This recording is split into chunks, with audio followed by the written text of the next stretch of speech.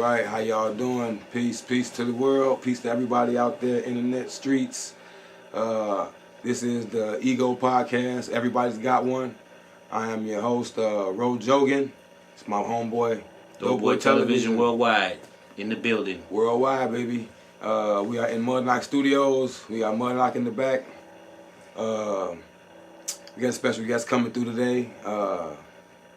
One of the most talented people I personally know. One of the most lyrical MCs in the game. Been doing this thing for over 20 years. Been on over 6 million records sold. Been on multiple television shows and rap battle legend, and now he's turned into a jingle legend and has songs coming on TV shows now, and you can hear his music everywhere. My big brother 4i is gonna be coming through. We're gonna interview him, talk to him for a bit, see how he's doing, see what's going on with him. Good dude, man. Is always willing to help. Yeah, pretty much. Yeah, the guy He's done a lot for me out here in Atlanta. Put me in the game.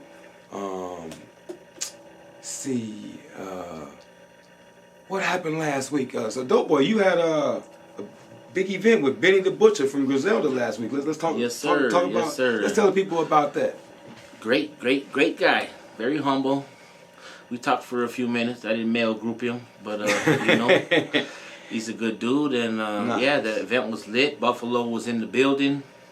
It was for In the City magazine. I work for them. Shout out to my homie Quadir Thomas. And Benny's new album, Everybody Can't Go. Everybody can't go because everybody can't. Goddamn it. Fuck that. Definitely, if you're a real hustler, you know about that. Everybody cannot go. But I heard his album last week, a couple days ago. What the actually. game needed. The album is nice. It's nice. Benny's one of the nicest in the game.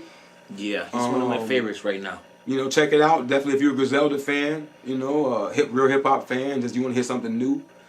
Benny's new album, Everybody Can't Go. Check that out. Stream it, download it, do what you do. Let's see. So like the event though, was it a listening party? Was it like just a release It was a cover party? reveal for the cover. Got you. It was very dope cover. Nice. Fashion show. Okay.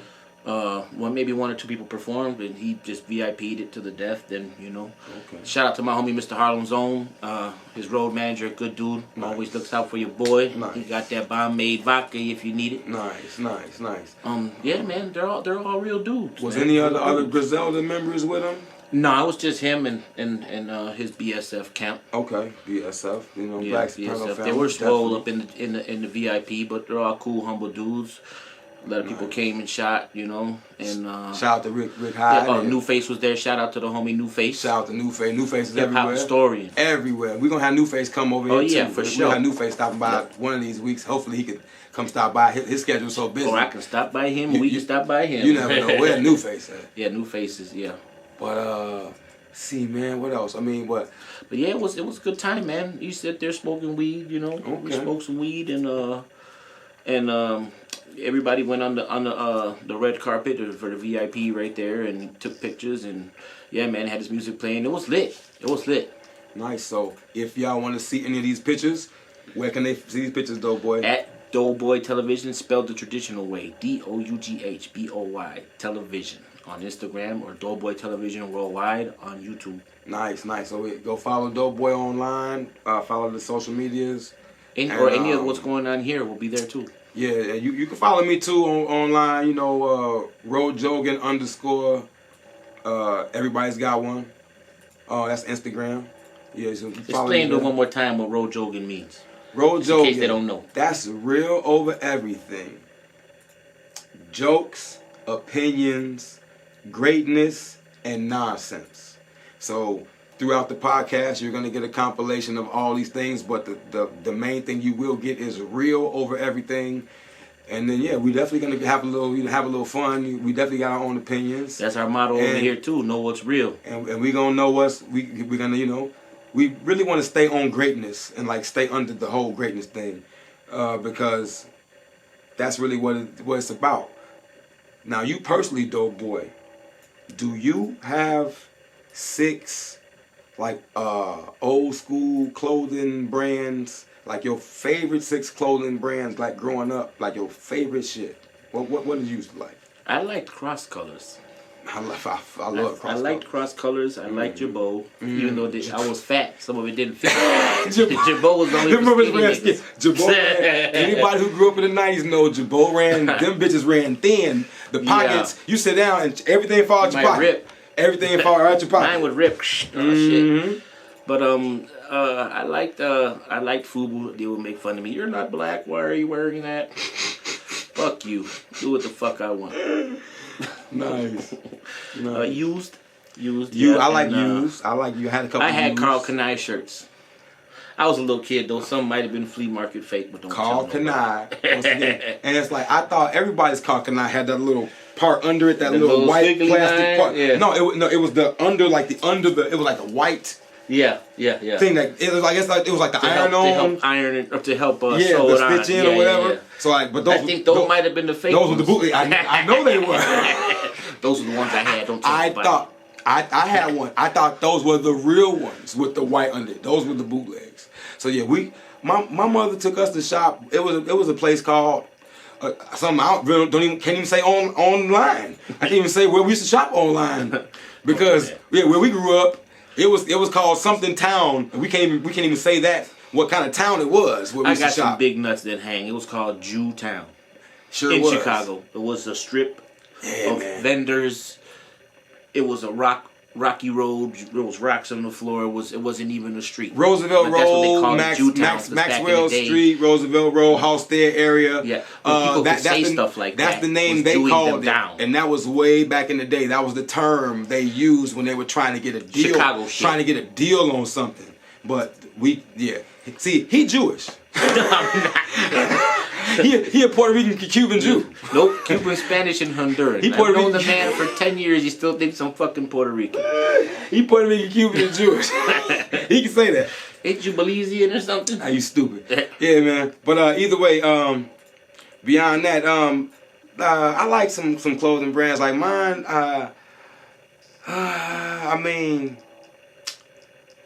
Yeah, I guess damage. I like. He had the felines. See, no, like Levi had Silver Tab. You remember Levi's Silver Tab? Yeah, I couldn't fit those. Yeah, Levi had. No, they were too expensive for me. I didn't. I see all the other kids who had money in school had them, and it was like the jeans. They look good. The outfits look good, and J.O.G.A.N. Like, but the clothes look good. We didn't get all of that. I was lucky enough to have my mother leave clothes on my bed. I woke up, it was just clothes on my bed. Say, Mom, where does this come from? The bowling alley. Like, what kind of jersey is this? And just that's the life I was fortunate enough to live. But beyond that, I was a thief. I used to steal a lot. I was bad. Trying to steal clothes. It was like, cause our mama, shirts. I could get away with shirts. See that with a black mama, we had to hide things. We couldn't just come in wearing things. Here. We couldn't just come in just wearing new stuff. Mama looking at us like, what the hell? Where you get all that? And so if we did have anything, we borrowed it from our friends, or my brother actually was in a situation where he was coming up on different things back in the day. But Well, back then shit would just land in your lap. Dude would pull up with the trunk and give you deals. You can't get that shit no more. Definitely different. We're definitely living in a new time. So what else? Last week, any football fans? So basically, the Chiefs beat the Ravens. If you're a football fan, I am a football fan. I fuck with it occasionally. Never played football, but I do watch football. Watched it real tough when my father was alive. So we used to watch football every Sunday, like religiously. So to watch football now, my father's not here. I really don't watch the whole game no more because it's just hard to sit in for 3 hours now anywhere. But it's called anxiety. Yeah. So the Chiefs beat the Ravens. Any football fans? Patrick Mahomes is basically like one of the top quarterbacks now of football history. Pretty much by doing this, Lamar Jackson is basically a 2-time MVP who's never been to a Super Bowl. So he's the first 2-time MVP quarterback to never even achieve getting to a Super Bowl. So that lets you know. Speaking Chinese to me. Hey, that's for my football fans. Everybody who understands how good he is as a player. he's great, but then his team, he's never got his team over the hump, which means if he get a little help, maybe they can do that because he's great as an individual. Then the 49ers beat the 49ers beat the Lions 34-31. We don't fuck with Detroit. We from Chicago, so we don't fuck with none Detroit, nothing Detroit, nothing New York for real. We barely fuck with Indiana for real. I fuck with Indiana. You know, on the other side. Definitely no Green Bay, nothing. No, Green Bay we don't fuck with. Yeah, pretty For some much. reason I always get into people from Detroit down here. The New York people be cool. But No, what people see, Detroit actually is very similar to Chicago. I People know it don't is. understand like the swag and the vibe of the streets and the city and everything is very similar to Chicago. well, we can't even get along with each other over there. Exactly. So imagine There you have it. if you know niggas in Chicago Why can't the get fuck you along. think we're over here? How we gonna get along with people from Detroit if we can get along with people in Chicago? So yeah.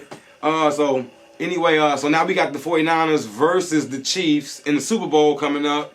I'm probably gonna pick the 49ers. If I'm gonna go conspiracy wise, they got a white man as a quarterback. So they got a white quarterback. And But I can't talk about Jews. hey, I'm just saying. I'm just good conspiracy wise, you know, and not to mention like Patrick Mahomes is great, but you kind of have seen him be great so much that you know if you're thinking about sports entertainment as a business, they probably want to sell somebody else to be successful because Patrick Mahomes has been so successful the last 6 years.